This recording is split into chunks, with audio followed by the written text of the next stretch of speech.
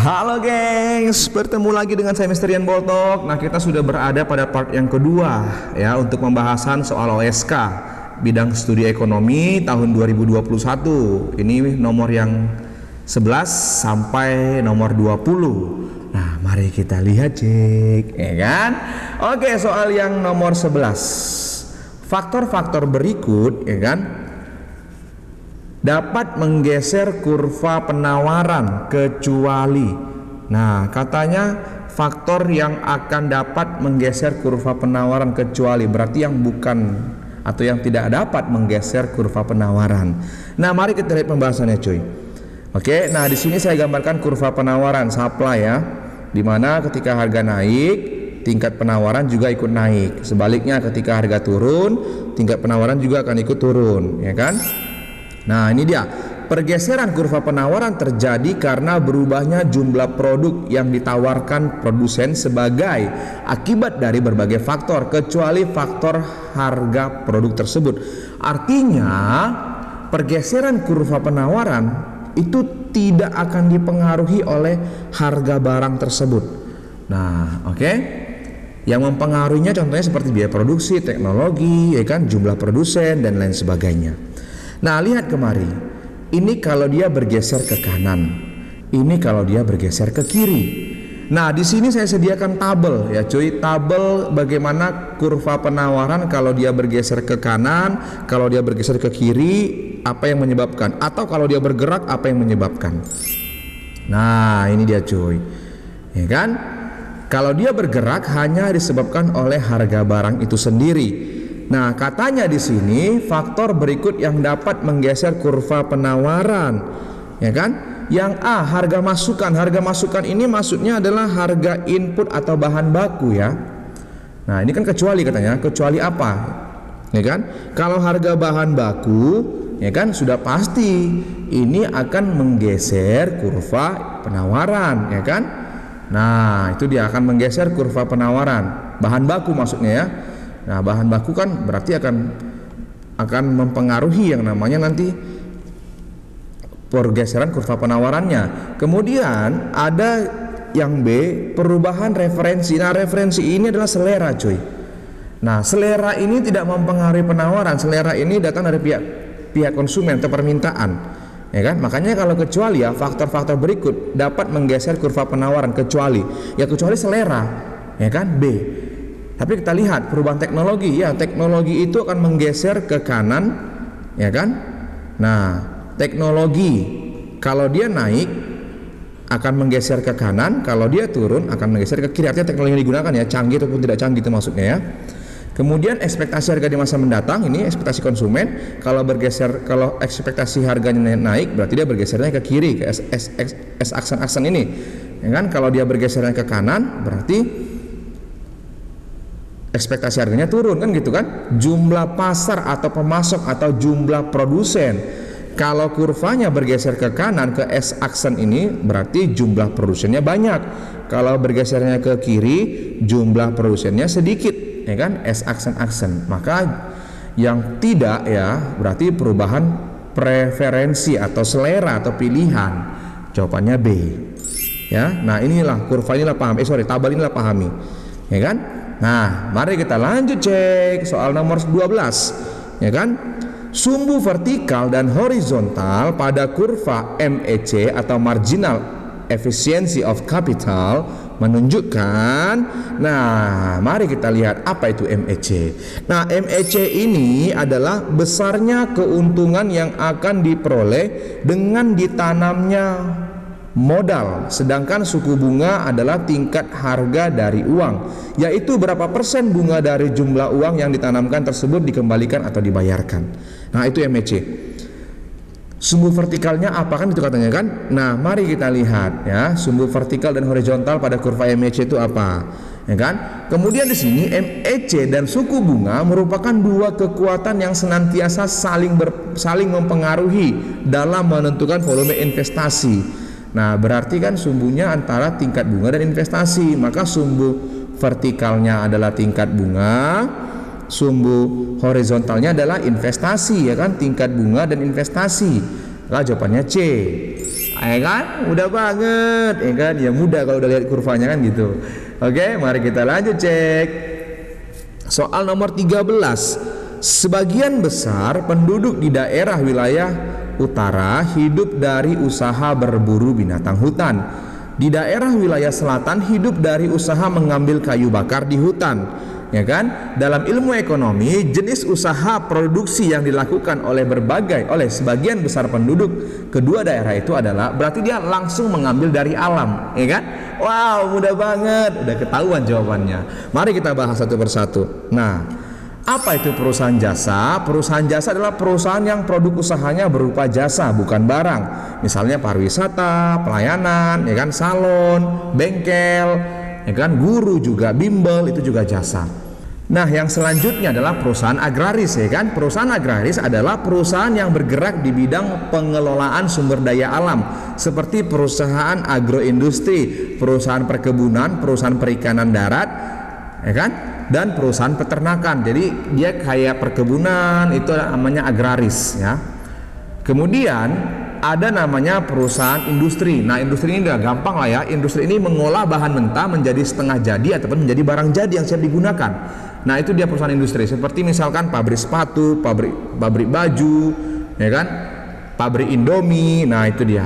Kemudian kalau dia perdagangan, udah jelas ya, usaha dagang, membeli dan menjual barang dagang tanpa ada proses perubahan bentuk. Artinya tidak ada proses pengolahan kalau di perusahaan dagang. Seperti showroom, toko elektronik, seperti toko HP, ya kan? Itu perdagangan. Nah, jadi kalau soal ini dia mengambil langsung hasil alam, itu namanya ekstraktif. Maka jawabannya adalah D. Wow, mudah banget, ya kan? Mari kita lanjut. Nah, soal yang berikutnya adalah soal nomor 14. Kurva penawaran masker menunjukkan banyaknya masker yang akan dijual pada berbagai tingkat harga. Berikut ini pernyataan yang tidak tepat sehubungan dengan kurva. Berarti yang tidak tepat dengan kurva penawaran, kan gitu kan? Nah, mari kita lihat pembahasannya. Oke. Nah, hukum penawaran ketika harga naik, ya kan, maka tingkat barang yang ditawarkan tingkat penawarannya akan ikut naik. Saya ulangin ya, ketika harga naik maka tingkat penawaran juga ikut akan naik. Sebaliknya, ketika harga turun maka tingkat penawaran juga ikut turun. Nah, oke. Kurva penawaran pasar masker merupakan penjumlahan secara horizontal dari kurva-kurva penawaran masker individu, ya kan? Nah, kurva penawaran masker merupakan penjumlahan secara horizontal dari kurva penawaran masker individu penjual. Iya, benar cuy. Ya, jadi kurva penawaran itu merupakan penjumlahan secara horizontal dari kurva-kurva penawaran, ya kan? Nah, yang B, jika terjadi penurunan harga masker, ya kan, maka jumlah masker yang ditawarkan ikut berkurang. Oke. Kalau harga maskernya turun, maka tingkat penawarannya katanya akan ikut berkurang. Benar atau salah? Iya, benar. Harganya turun, tingkat penawaran juga ikut turun, ya kan? Karena dia berslop positif, ya kan? Nah, yang C, kurva penawaran masker memiliki slop yang positif. Nah, ya benar. Kurva penawaran masker memiliki slop yang positif. Ketika harga masker naik, maka tingkat penawaran masker juga akan ikut naik. Nah, itu dia. Oke. Yang D, kenaikan pendapatan masyarakat akan menambah jumlah permintaan masker. Kita lihat ya, ini kurva permintaannya. Nah, kalau terjadi kenaikan permintaan, ya kan, maka lihat, kalau terjadi kenaikan permintaan ini kan, nah, menaik permintaannya kan, akan menambah jumlah permintaan masker. Benar, ya kan? Sehingga penawaran masker turut meningkat. Nah, ini yang salah. Harusnya penawaran masker itu menurun. Nah, kalau terjadi peningkatan pendapatan, maka permintaan masker akan meningkat. Benar. Kalau pendapatan kita naik, secara otomatis peningkatan permintaan kita akan masker akan meningkat. Tetapi tingkat penawaran itu akan turun, cuy. Nah, ini dia, tingkat penawarannya akan turun. Nah, maka keseimbangannya akan di sini nanti. Nah, itu dia. Akibatnya kurva penawaran masker bergeser ke kanan. Salah, harusnya bergesernya ke kiri. Nah, jadi yang salah itu adalah sehingga penawaran masker turut meningkat. Ya. Itu yang salah. Yang D ya, kenaikan pendapatan masyarakat akan menambah jumlah permintaan masker. Benar cuy.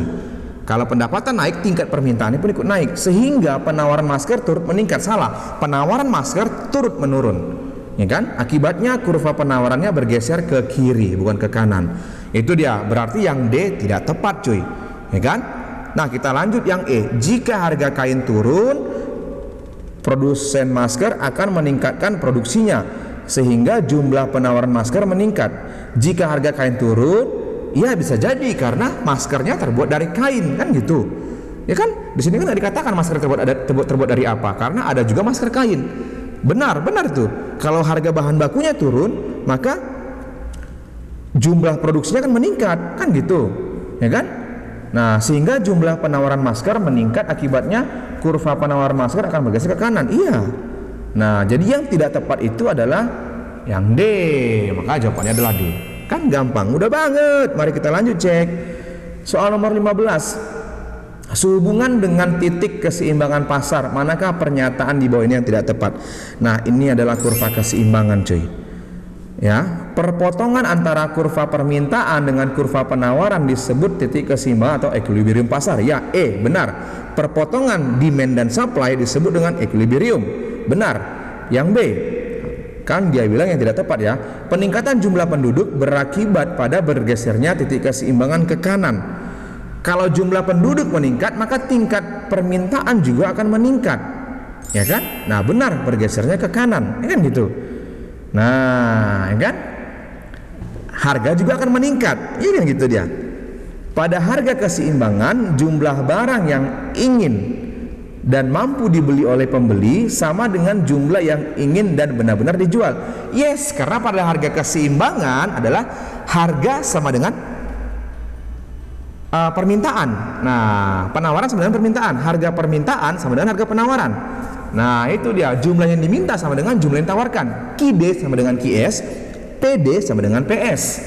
Ya kan? Benar, pada harga keseimbangan jumlah barang yang ingin dan mampu dibeli oleh pembeli sama dengan jumlah barang yang ingin dan benar-benar dijual. Yes, that's right.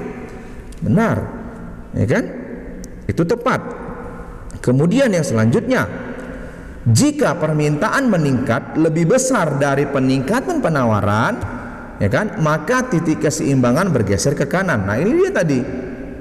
Ya kan? Jika permintaan meningkat lebih besar dari peningkatan penawaran, berarti permintaannya meningkat. Kita anggap penawarannya tetap atau bergeser sedikit, ya maka akan bergeser ke kanan keseimbangannya. Nah, benar. Kan ke kanan bergeser. Benar. Ya kan?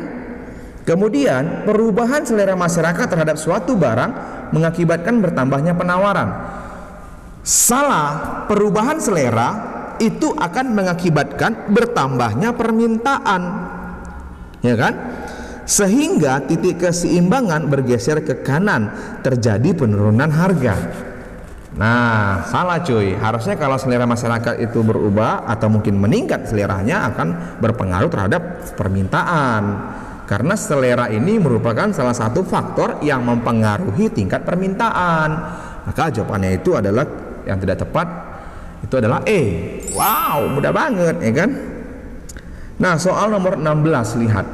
Ini soal nomor 16 agak rancu sih kalau menurut saya. Lihat ya, karena di sini angkanya 1.500.000, di sini angkanya cuma 10 dan 100. Ini jutaan kan gitu, ini puluhan. Nah, lihat, diketahui kurva permintaan dan kurva penawaran komputer di Makassar ditunjukkan dengan persamaan sebagai berikut. Oke? QD 100 kurang 20P, QS 10 tambah 40P, di mana QD adalah jumlah paket komputer yang diminta dan QS adalah jumlah paket komputer yang ditawarkan. Iya, D kan demand, permintaan, S supply, penawaran. Ya kan? Pernyataan yang tidak tepat dikatakan berikut ini sehubungan dengan persamaan di atas adalah. Nah, untuk menjawab soal ini berarti kita harus analisis dulu pilihan A, B, C, D, dan E. Nah, kita akan mulai dari pilihan yang A terlebih dahulu. Pada equilibrium, banyaknya komputer yang akan dijual adalah 70 paket maksudnya ya, pada harga 1,5 juta per paketnya. Nah, pada equilibrium itulah keseimbangan di mana QD sama dengan QS atau PD sama dengan PS. Nah, di sini fungsinya fungsi QD dan QS, berarti QD sama dengan QS. yaitu 100 dikurang 20P sama dengan 10 tambah 40P. Nah, yang sama-sama ada koefisien P-nya ini kita satukan. Berarti minus 20P dikurang 40P sama dengan 10 dikurang 100, ya kan? 40P-nya pindah ke kiri, 100-nya pindah ke kanan. Sehingga minus 60P sama dengan minus 90, ya kan? Maka P sama dengan 1,5. Nah, P ini harga price 1,5, sementara di pilihan yang A 1.500.000. Nah, kalau begini teman-teman, kita anggap aja ya dulu ini benar ya, artinya kita anggap dia dalam jutaan rupiah.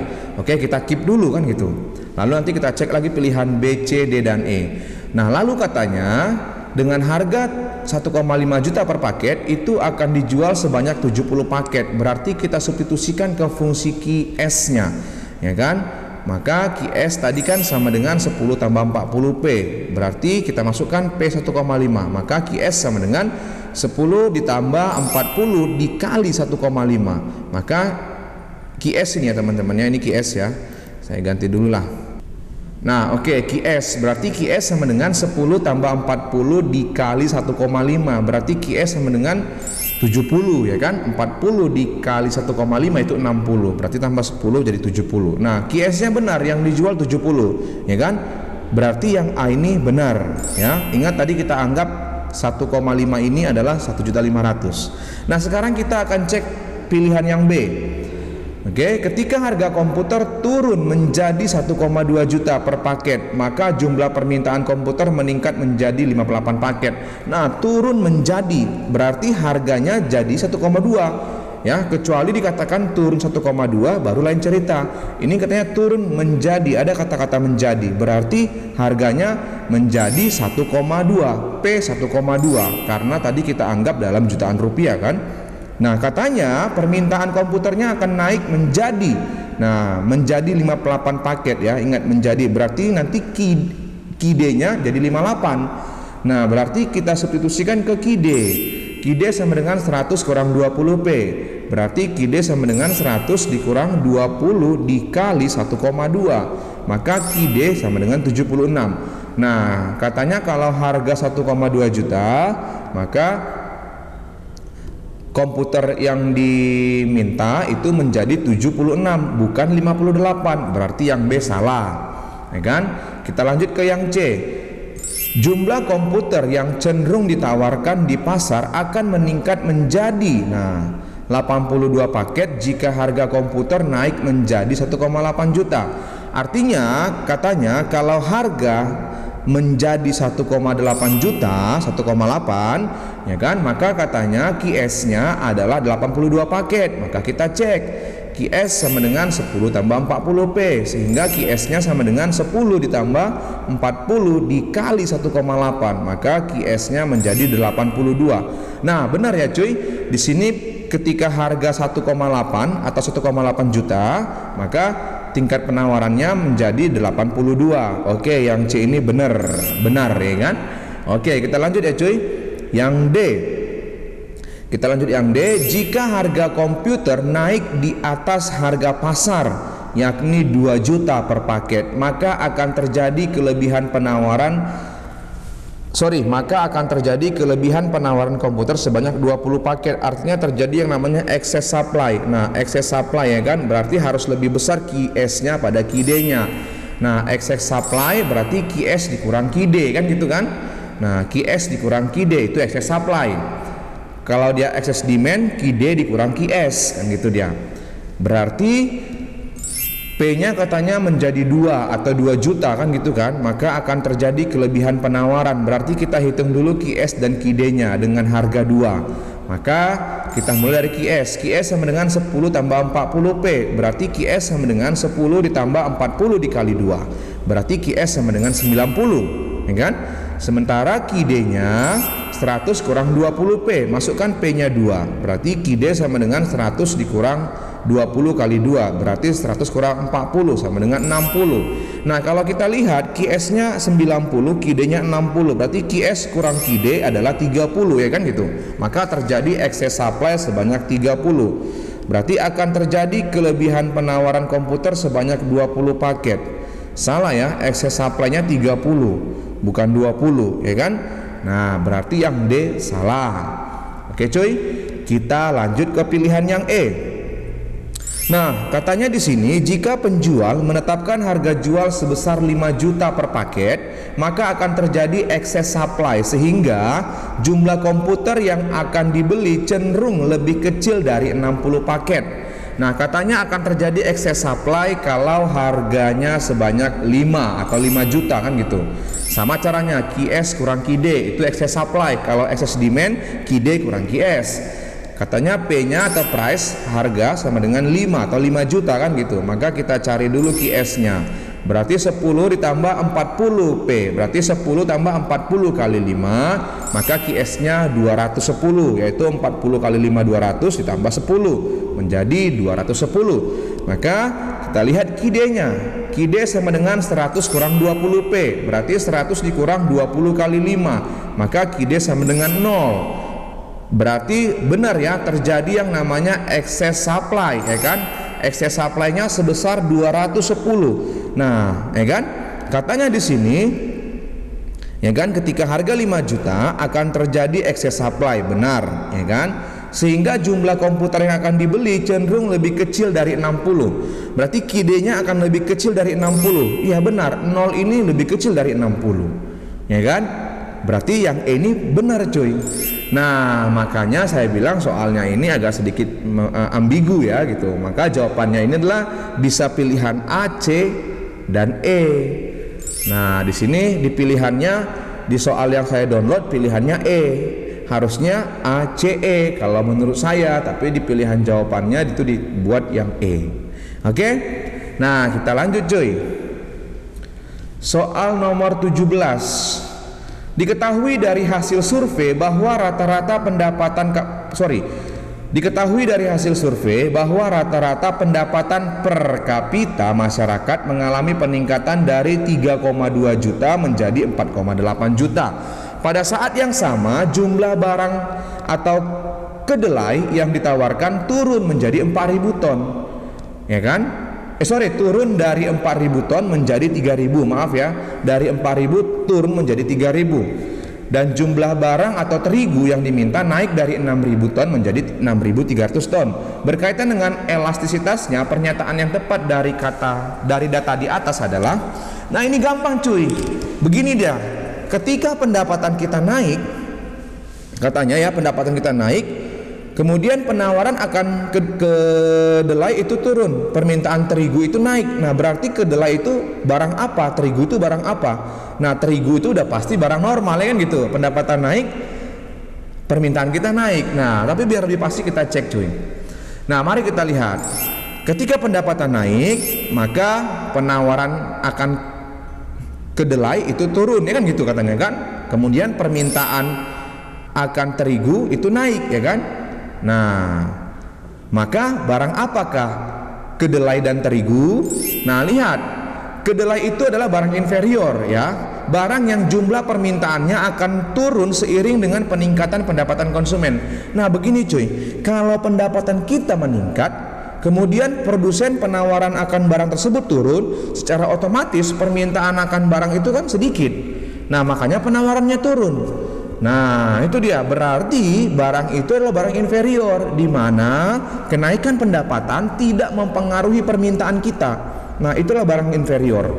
Nah, seperti sendal jepit, ya kan itu. Sebaliknya, kalau pendapatan kita naik, ya kan, kemudian diikuti dengan permintaan kita juga ikut naik, maka itu barang normal, cuy. Nah, berarti kedelai ya, bukan kedelai itu adalah barang inferior, sedangkan terigu adalah barang normal. Maka jawabannya adalah E. Wow, mudah banget ya kan. Mari kita lanjut. Soal nomor 18. Wow, ini gampang kali cuy. Lihat, pernyataan yang tepat di bawah ini sehubungan dengan kurva di atas adalah, nah, kalau kita lihat ini adalah kurva keseimbangan. Ini ada equilibrium kan, ada kurva demand, ada kurva supply, di mana perpotongan antara kurva permintaan atau demand dan kurva penawaran atau supply disebut dengan keseimbangan pasar atau equilibrium. Nah, lalu ada titik A dan titik B di sini. Nah, kita akan mulai dari surplus konsumen. Nah, apa itu surplus konsumen, ya kan? Surplus konsumen itu adalah keuntungan yang diterima pembeli dari partisipasinya pada suatu pasar. Nah, atau biar lebih gampang kita maknai, surplus konsumen itu terjadi ketika si konsumen mampu membeli barang di atas harga keseimbangan, di mana diasumsikan dia memiliki pendapatan yang lebih. Itu dia cuy. Berarti yang A ini merupakan bagian dari surplus konsumen. Nah, ya kan? Ini surplus konsumen yang A ini cuy. Oke? Berarti surplus konsumen ini hanya berlaku bagi konsumen yang bersifat super marginal, bukan submarginal. Berarti yang A ini salah. Yang B, surplus produsen. Nah, apa itu surplus produsen? Ya kan? Nah, surplus produsen adalah keuntungan yang diterima penjual dari partisipasinya pada suatu pasar. Nah, atau dengan kata lain, surplus produsen itu adalah di mana ketika produsen mampu menjual barang di bawah harga keseimbangan. Nah, itu dia. Jadi yang saya lingkarin ini adalah bagian dari surplus produsen yang B ini. Nah, surplus produsen itu juga berlaku bagi produsen yang bersifat namanya super marginal. Nah, yang B, surplus produsen dinikmati oleh produsen submarginal. Salah cuy, ya. Kita lanjut yang C, surplus konsumen daerah B. Salah, itu surplus produsen. Surplus produsen daerah B, benar, dinikmati oleh produsen super marginal. Yes, that's right. Yaitu produsen yang ongkos produksinya di bawah harga pasar. Iya, ketika di bawah harga pasar ongkos produksinya atau biaya produksinya, maka dia akan bisa menjual barang lebih murah, sehingga dia akan mendapat keuntungan lebih banyak karena menjual barang lebih banyak. Nah, maka jelas ya cuy, jawabannya itu adalah D. Wow, mudah banget, ya kan? Mari kita lanjut. Soal yang berikutnya, soal nomor 19. Nah, kalau kita lihat dari soal ini cuy, perhatikan kurva keseimbangan berikut. Nah, ini merupakan kurva pasar persaingan sempurna ya, di mana permintaan sama dengan marginal revenue sama dengan average revenue. Nah, ini adalah kurva pasar persaingan sempurna ya. Kita lihat pernyataan yang tidak tepat dari kurva keseimbangan di atas adalah, nah, perusahaan berusaha memproduksi pada saat MC sama dengan MR agar perusahaan memperoleh laba maksimum. Yes, benar geng. Ya, jadi syarat laba maksimum itu adalah, ingat syaratnya adalah di mana MR sama dengan MC, atau marginal revenue sama dengan marginal cost, atau TR action turunan dari TR sama dengan TC action atau turunan dari TC. Nah, berarti yang A pernyataannya tepat, ya kan? Yang B, laba yang diperoleh perusahaan adalah sama dengan luas bidang EFGH, disebut juga laba supernormal. Nah, begini dia cuy, karena di pasar persaingan sempurna ya, di pasar persaingan sempurna produsen tidak bisa menentukan harga atau disebut dengan price taker ya, atau di mana harga ditentukan oleh mekanisme pasar. Maka dalam jangka pendek di pasar persaingan sempurna, perusahaan atau si penjual bisa memperoleh rugi, bisa memperoleh laba. Nah, ya kan? Nah, dalam jangka panjang, tetapi dalam jangka panjang produsen dalam pasar persaingan sempurna hanya mampu memperoleh laba normal. Ya, artinya labanya tidak bisa maksimal, hanya laba normal, cuy. Nah, itu dia. Jadi ini adalah kurva pasar persaingan dalam jangka pendek, karena dia bisa laba bisa rugi. Nah, ini adalah kurva ketika si produsen memperoleh laba. Inilah bagian dia memperoleh laba yang saya arsir ini. Nah, yaitu H, E, E, F, G, H. Nah, benar cuy. Berarti bagian B ini adalah perusahaannya memperoleh yang namanya laba ya, laba normal EFGH. Nah, terus bagaimana kalau dia mengalami rugi, kan gitu dia. Oke, nanti kita lihat. Kita lihat dulu yang C. kurva keseimbangan di atas adalah kurva keseimbangan jangka pendek dalam pasar persaingan. Iya, ini adalah kurva dalam jangka pendek cuy. Tadi sudah saya katakan ya kan. Nah sekarang kita bandingkan ketika dia memperoleh laba dengan ketika dia memperoleh rugi. Nah ini dia, kalau perusahaan dalam pasar persaingan sempurna memperoleh rugi. Nah tadi kan yang ini kan dia memperoleh yang namanya laba, ya kan, yang ini saya arsir-arsir ini. Nah kalau dia rugi maka yang ini cuy.